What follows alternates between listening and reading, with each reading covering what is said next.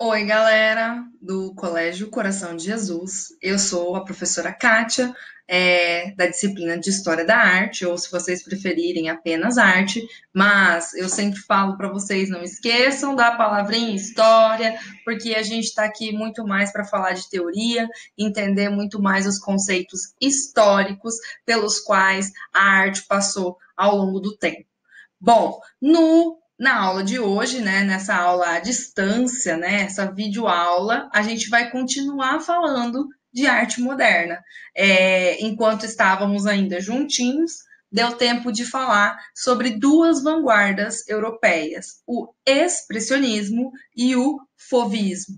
O expressionismo, aquele movimento que baseia toda a sua produção artística, visual, né, imagética na expressão dos sentimentos, não só do artista, mas também do observador, uma linha muito tênue entre a interpretação que o artista pode ter dado à sua tela e aquela que o observador pode fazer ao se deparar com aquela imagem. Bom, o fauvismo outra vanguarda, uma das primeiras também desse século XX, que valorizava a questão e o uso das cores, muitas vezes apresentadas de uma forma em desacordo com o real e buscando trazer uma simbologia. Então, também o fauvismo relacionado com o movimento simbolista, né? A simbolização das imagens, das figuras. Bom, a gente já fez um mapa mental, né, grandão, com as 7 vanguardas aí da arte moderna. Então, se já falamos de duas, ainda faltam 5. Na aula de hoje a gente vai falar de 4 dessas vanguardas, 4 desses movimentos que estão aí se desenvolvendo no início desse século XX. Essas imagens aqui de abertura vocês já viram, né? René Magritte, do surrealismo, e Guernica, do cubismo, do Pablo Picasso. Vamos dar sequência falando agora, ó, do dadaísmo. Tem até um olhinho de coração para vocês aí, porque é um movimento muito bacana, muito legal, que corrompe, que muda, que dá nova perspectiva para a forma de fazer arte no início desse século XX. Como surgimento, a gente pode detalhar aí o ano de 1916 e tendo acontecido na cidade de Zurique, né, na Suíça. Claro, não se apeguem a essas informações tão detalhadas como data de início, local de início. Preocupem-se mais em entender o que esse movimento tem de características gerais, por que ele é definido da forma com que ele é definido, quais são aí os principais elementos que o caracterizam e quais são os principais expoentes, os principais artistas que se relacionam com o movimento, tá? Não se apeguem muito à data, local, que isso é o menos importante. Bom, o dadaísmo ele tem uma característica principal que é a ruptura com as formas de arte tradicionais. A gente já vem falando isso desde o movimento impressionista. O grupo de artistas impressionistas já buscava fugir daquela arte classicista, daquela arte academicista, e então já buscava romper essas formas. O dadaísmo vai fazer isso de uma forma muito abrupta, muito contestadora, e por causa disso, então, vai ser chamada muitas vezes não de arte, mas de anti-arte, pelo seu forte conteúdo anárquico, né? E não dar, então, outra opção para o artista a não ser buscar a sua liberdade máxima. O nome desse movimento é algo que chama atenção, né? Dadaísmo, vem aí do movimento, vem aí do termo em inglês, um termo infantil, né, que é o dadá, um brinquedo, cavalinho, e o ismo por ser um movimento. Então, a gente sempre utiliza aí esse final, essa palavrinha, essa chavezinha de ismo, então, dadá, do brinquedinho infantil. Tem algumas teorias em relação a isso, teria sido sorteada algumas sílabas e aí formou o nome, mas percebam essa questão de liberdade total para a produção artística. Nós temos como principal característica o uso de objetos industrializados e objetos que são comuns no cotidiano, mas que agora são apresentados de uma nova forma, numa nova concepção estética, numa nova concepção histórica. São os chamados ready-mades, principalmente famosos do Duchamp.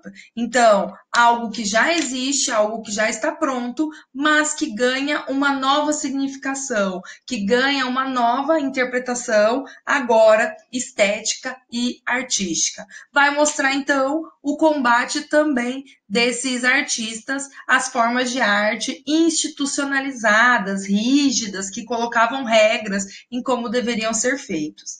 A gente tem como grande destaque aí das obras dadaístas, dos ready-mades, o Marcel Duchamp. E é na hora que, quando a gente fala em dadaísmo, essa imagem precisa vir à cabeça de vocês. É o urinol, na verdade não, desculpa, é a fonte do Duchamp. Por que eu disse urinol? Porque esse objeto, no cotidiano nosso, é um urinol, é um vaso sanitário destinado ao público masculino. E ele, na prática, no seu uso rotineiro, cotidiano, não está nesse formato. Percebam aqui o cano, né, da entrada de água, então ele está de cabeça para baixo. Por quê? Quando ele está na sua função comum, ele recebe todos os dejetos, aqueles materiais do nosso corpo, os resíduos do corpo que não servem mais, né, pela urina. E agora, como obra de arte, ele ganha um novo significado. É a fonte. E a fonte geralmente dá às pessoas aquilo que elas gostariam de ganhar, aquilo que elas gostariam de ter. Então, percebam, um objeto do nosso cotidiano, agora transformado em arte, numa nova interpretação, numa nova simbologia. Percebam como isso vai ser muito criticado, né? A gente vai ter uma elite que não vai gostar nada disso e vai dizer, qualquer um faz, mas até aquele momento ninguém tinha feito, ninguém tinha pensado. Então, percebam essa característica de rompimento, de grande mudança, de grande liberdade que o dadaísmo tem. Além disso, aqui temos outra roda, né? Que é uma roda de bicicleta colocada aí sobre um banco. E na sua função original, ela também está de cabeça para baixo, ou pelo menos deveria estar, né? De cabeça para baixo, para que funcione como mecanismo que faz andar a bicicleta. E aqui ganha uma nova interpretação, que eu vou deixar essa para vocês fazerem depois num texto para mim.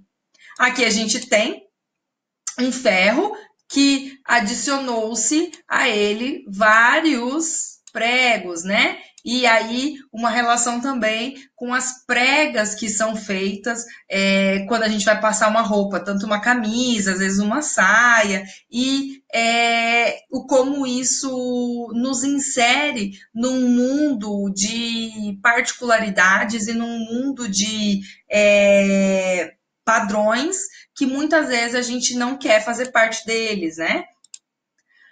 Aqui, um caso emblemático, né? Uma fotografia emblemática da Guerra do Vietnã, quando acontece um ataque químico numa das cidades, aí, num povoado, pequeno povoado do Vietnã, e uma jornalista fotografa essas crianças, essas pessoas que estão fugindo desse ataque químico, e está em destaque aí a menina Kim Phuc, que está, então, fugindo dessa arma química, desse efeito, desse gás químico que estaria aí sendo muito prejudicial a essas crianças, essas pessoas. Professora, mas o que isso tem a ver com o dadaísmo?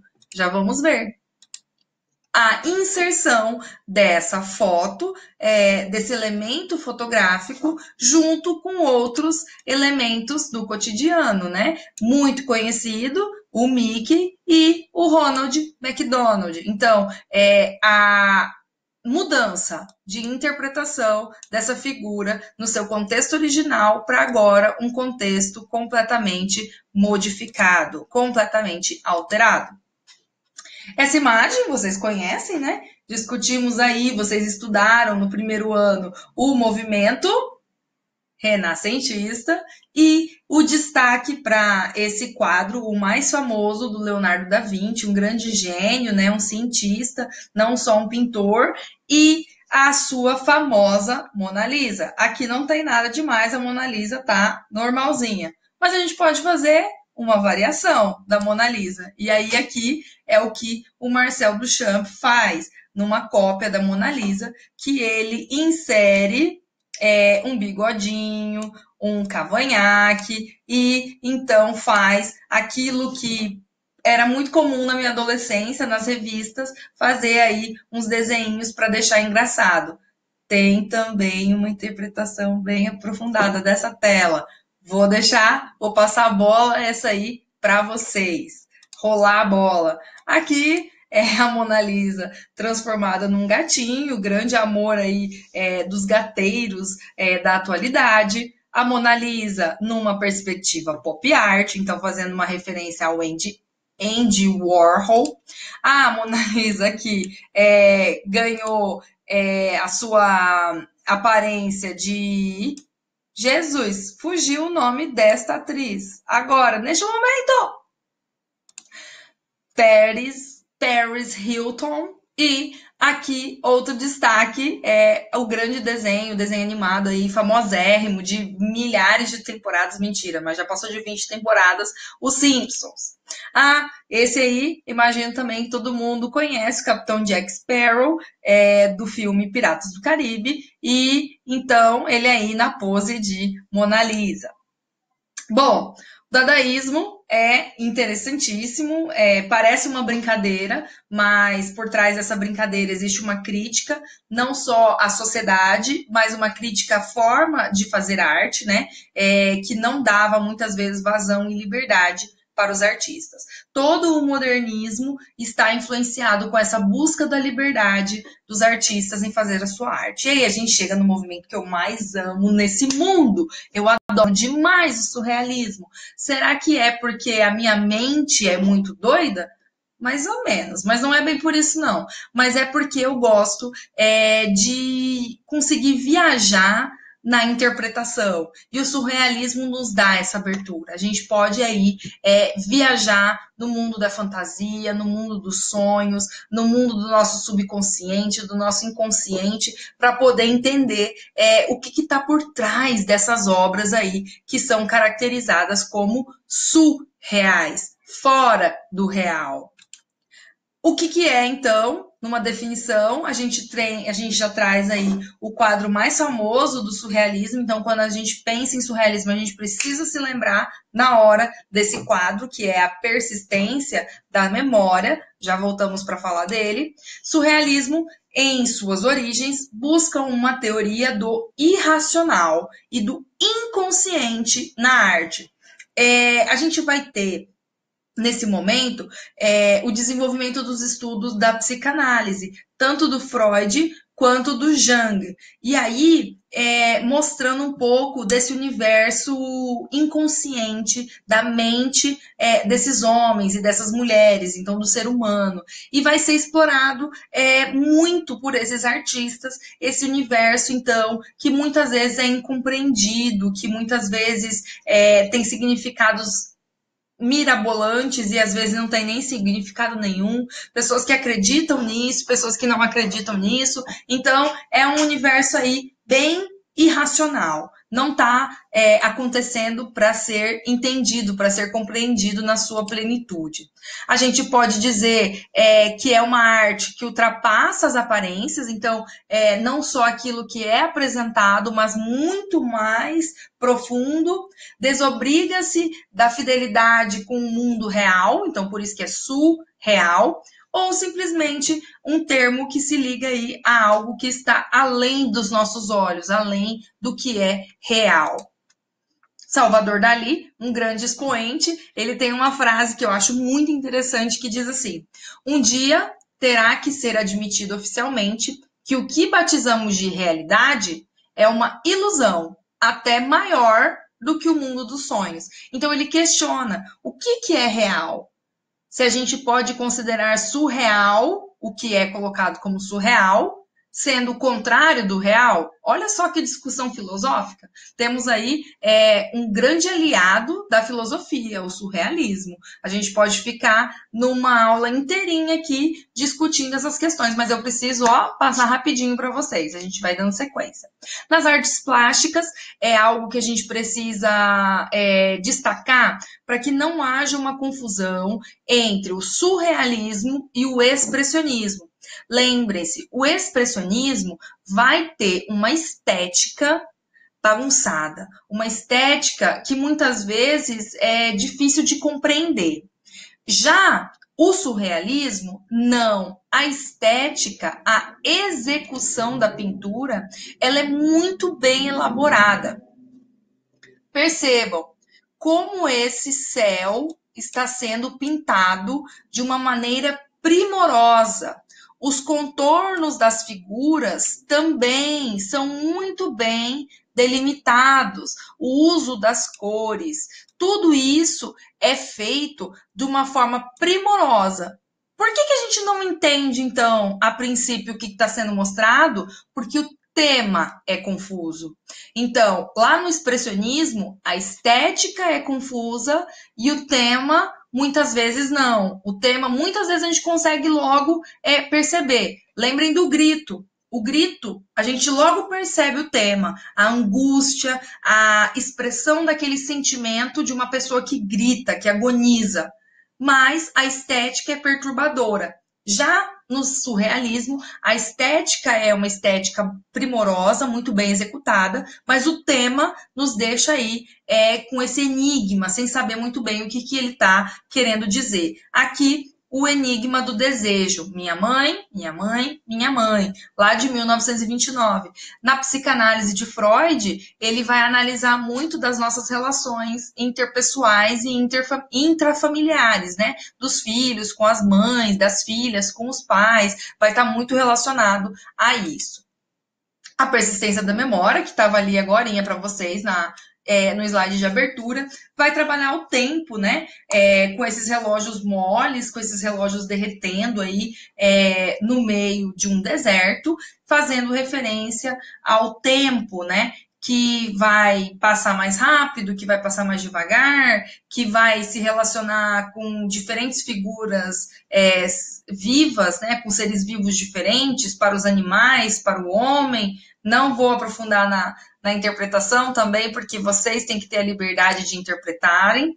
A gente tem outro quadro aqui do Salvador Dalí, Cristo de São João da Cruz, numa perspectiva completamente diferente, que a gente se questiona não ao que nós estamos vendo dele, mas ao que ele está vendo no momento dessa sua crucificação, uma mudança de perspectiva, uma mudança de visão.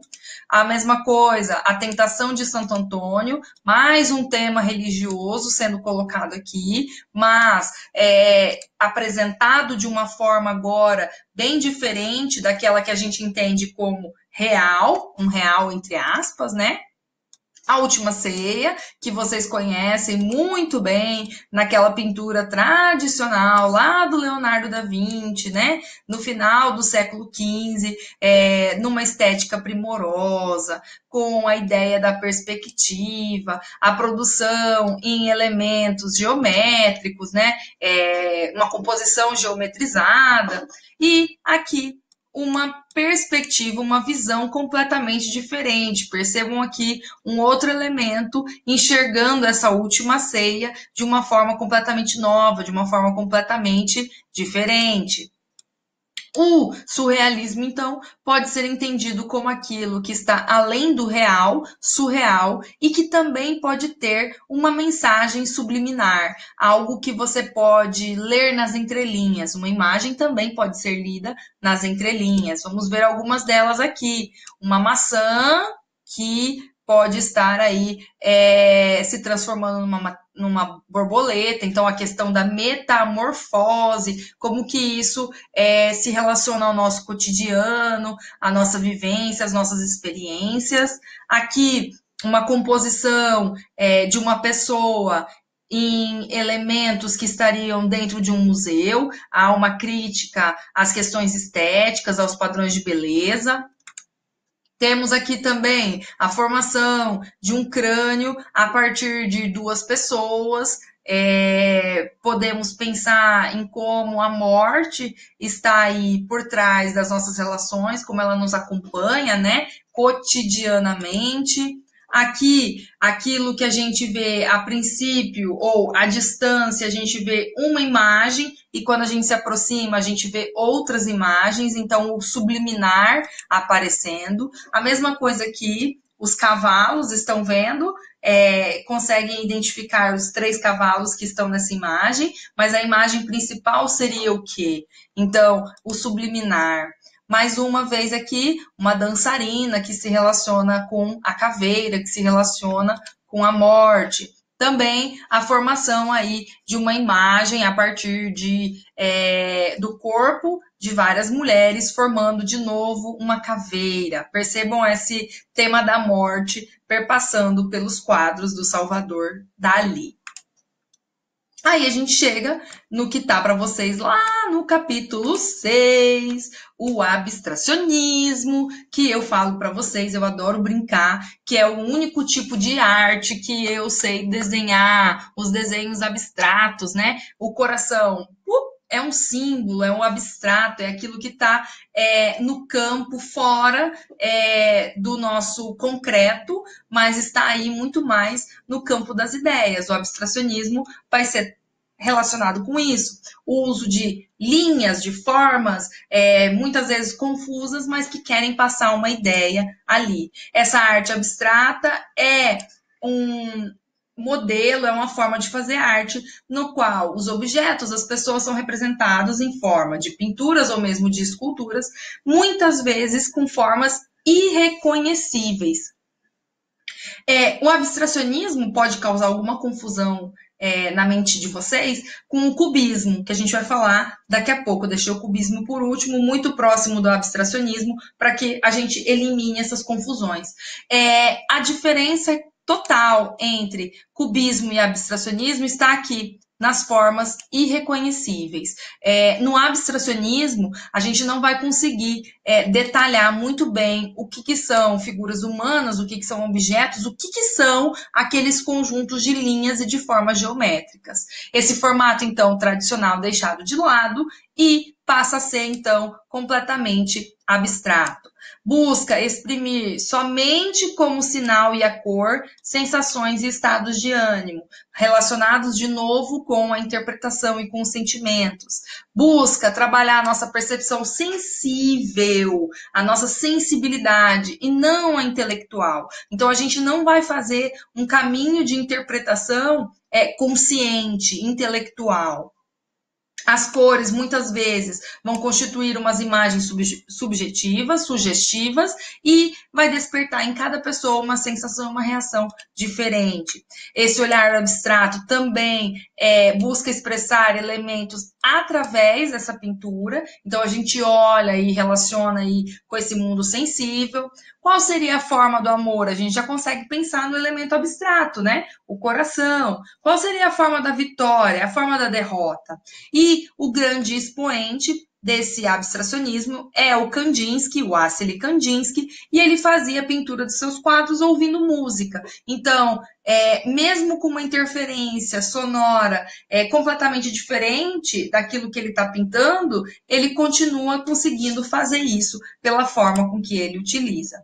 Ela surge no começo do século XX, provoca polêmica, provoca indignação, porque daqui a pouco a gente vai ver alguns quadros do abstracionismo geométrico e vocês vão falar, isso aí qualquer criança faz, o que a gente pode fazer a gente faz até melhor. Então, há uma grande crítica por trás do abstracionismo. Olha ele aí, o Wassily Kandinsky, e ao fundo um dos seus quadros, né? A junção desses elementos, dessas figuras, dessas linhas, dessas formas, dessas cores, que não precisam ter uma interpretação que a gente diz como certa, ideal.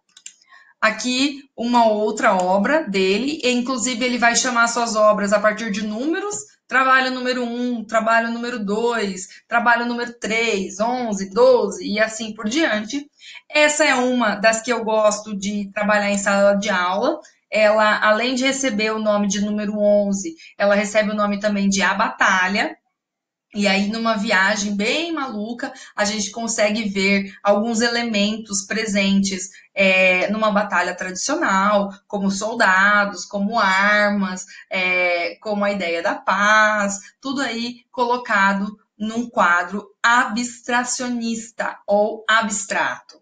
Outro artista que ganha destaque é o Pierre Mondrian. E aí, vocês vão falar para mim, professora, isso aqui eu também sei fazer. É só juntar um monte de quadradinho, um monte de cores diferentes. Mas ele traz como primeira vez a forma de fazer isso. Então, ele destaca para os elementos, para as formas geométricas, uma interpretação sensível, uma ilusão aí da sensibilidade. A gente vai ver essa estética ganhando visibilidade em muitos elementos comerciais, né, produtos, aqui no caso um tênis de uma marca famosa, conhecida, mas a gente vai ver essa estampa sendo utilizada em sofás, em malas, em vários outros elementos aí, até cadeiras e tudo mais. E aí a gente chega, então, no cubismo, que tem uma relação com o abstracionismo, mas tem também uma diferenciação. Cubismo, próprio nome já diz, cubo. Não pode esquecer, então, que o cubismo vai estar relacionado com o uso de formas geométricas. Mas agora, formas geométricas que formam figuras reconhecíveis. Se no abstracionismo haviam figuras irreconhecíveis, no cubismo nós temos figuras reconhecíveis. Conseguimos saber o que esse artista quis colocar. Bom, o contexto histórico é o início do século XX, marcado por duas grandes revoluções simultâneas. Uma revolução na arte, por Pablo Picasso, o grande expoente aí desse movimento. Vai surgir aí como um dos primeiros quadros a Les Demoiselles d'Avignon. Nós vamos ver o quadro daqui a pouquinho. E do outro lado, na área científica, Albert Einstein, com a teoria da relatividade. E o Picasso vai utilizar essa relatividade na forma da gente enxergar as figuras. É muito relativo a questão dos planos. O plano da frente, o plano de fundo, que relativização a gente pode fazer com eles aqui no movimento cubista. A gente tem o início do século XX como importante marcação, mas lembrar que quando a gente estudou o pós-impressionismo, nós falamos do Paul Cézanne. E o Paul Cézanne, então, já estava dando as bases para o que seria depois o cubismo. Ele já entendia, o Cézanne, que as formas da natureza deveriam ser tratadas como se fossem cones, esferas e cilindros, ou seja, formas geométricas. A definição específica do cubismo é relacionada com o objetivo de apresentar numa figura diferentes pontos de vista, representando-a de uma forma diferente, no mesmo plano. Então, a gente está vendo no mesmo plano aqui a imagem de um rosto de frente e de perfil. Percebam a questão dos olhos, a boca e também a lateral. A gente está vendo ao mesmo tempo essa mulher de frente e de lado. Então, o sentido é um sentido irreal do objeto retratado. Nós não vamos encontrar uma pessoa assim. Essas pessoas, essas representações, essas figuras, são geralmente retratadas com formas geométricas. Cilindros, cubos, esferas, triângulos e muitos outros aí, objetos, formas geométricas. A gente vê Pablo Picasso dizendo: uma arte que trata primordialmente de formas E quando uma forma é realizada, ela aí está para viver a sua própria vida. Então, essa forma ganha outra forma na arte e tem uma vida própria nesse movimento cubista.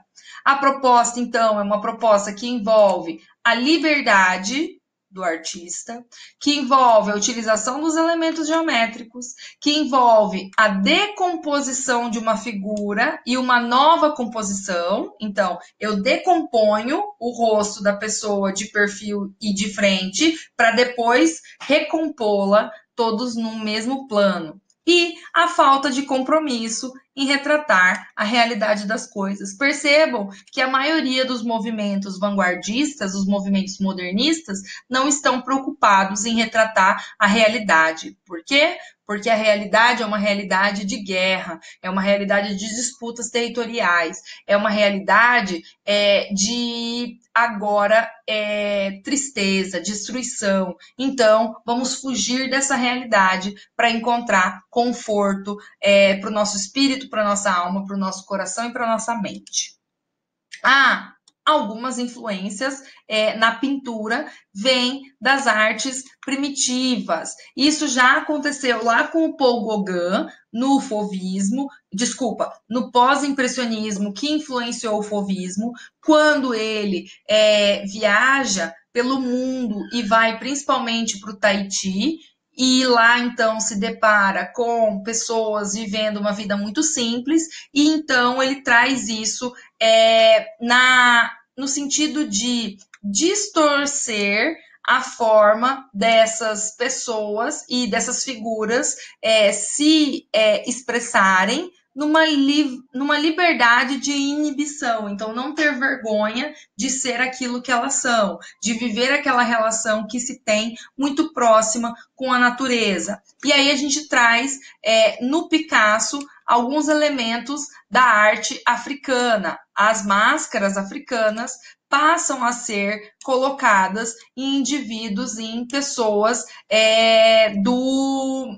da elite europeia, do povo europeu. No desenho cubista, então, são aplicadas muitas dessas máscaras africanas, essa influência primitivista. Aqui a gente tem uma lista de principais características do cubismo, só para destacar para vocês a geometrização das formas e dos volumes, a renúncia, né? Deixar de lado a perspectiva, o rompimento com o conceito de arte como imitação da natureza, a perda da função do claro e escuro, a representação do volume colorido sobre superfícies planas, então é um jogo, né, com os planos, a sensação de uma pintura escultórica, porque nós vamos ver muitas vezes a inserção de vários planos, e aí parece uma escultura, e cores austeras, ou seja, mais neutras, do branco ao negro, passando pelo cinza, por um ocre apagado, um castanho suave, essas cores mais neutras, que aqui são chamadas de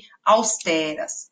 Um exemplo, Pablo Picasso, a fábrica em Horta del Ebro, e a gente tem, então, esses elementos geometrizados, né? As formas geométricas muito bem aparentes aqui, muito fáceis de observar, mas sabendo que são casas, que são árvores, que é uma torre, então a gente consegue reconhecer que objeto está sendo representado. Aqui, outro destaque do cubismo, Georges Braque, que vai falar, que vai fazer a sua obra aí, Le Jour, o dia, e também algumas vezes sendo composições com recortes, com recorte e colagem. A gente pode encontrar também imagens cubistas fazendo isso, utilizando elementos já prontos de revistas, de jornais, e vão sendo colados, afixados para formar uma nova imagem, uma nova figura. O Pablo Picasso aqui, ele exercendo a sua obra, e a obra A Mãe Chorando, que causa algumas vezes confusão, porque o nome da obra parece expressionista, né? mãe chorando, ela está colocando para fora os seus sentimentos. Mas, por termos aí o seu rosto desenhado a partir de formas geométricas, a partir desses planos da figura de frente, de perfil, sendo geometrizados, é exatamente uma obra cubista e não expressionista. Aqui, a obra que eu disse, Les Demoiselles d'Avignon, as moças, né, da cidade de Avignon, que vão, então, ser aí simplificadas as suas formas, geometrizadas as suas formas e inseridas aí as máscaras africanas nos seus rostos. O mural de Guernica, que é de 1937, quando essa cidade espanhola ela é bombardeada, né, por tropas alemãs e a destruição passando a ser refletida, ser desenhada a partir de perspectivas geometrizadas, né, muitos planos se misturando. Aqui o rosto característico do touro de frente e de perfil ao mesmo tempo. Artistas brasileiros. No cubismo, a gente não tem especificamente alguém que tenha se debruçado em fazer quadros cubistas, mas algumas influências, sim, são vistas, como, por exemplo, a Tarsila do Amaral, na Estação Central do Brasil, a gente vê esses elementos geometrizados, também o de Cavalcante, nas suas arlequinas, outros elementos geometrizados, e Cândido Portinari, a primeira missa no Brasil, a gente pode fazer uma comparação aí desse quadro cubista e da versão romântica da primeira missa no Brasil, que a gente estudou lá no primeiro ano, quando a gente falou do romantismo. É mais ou menos isso aí que a gente tem sobre as vanguardas europeias. Essas 4 que eu selecionei para a gente falar hoje. Fiquei até sem fôlego, porque é muito conteúdo para falar em pouco tempo, mas vocês têm o mapa mental de vocês, os textos da apostila do livro de vocês, que vocês podem dar uma olhadinha, e eu vou passar também para que vocês façam os exercícios, tá? Como são 2 capítulos, são esses exercícios do livro mesmo que vocês vão fazer, ok? A gente se encontra na próxima aula. Até mais, se cuidem, estudem, não percam o foco. Um grande beijo!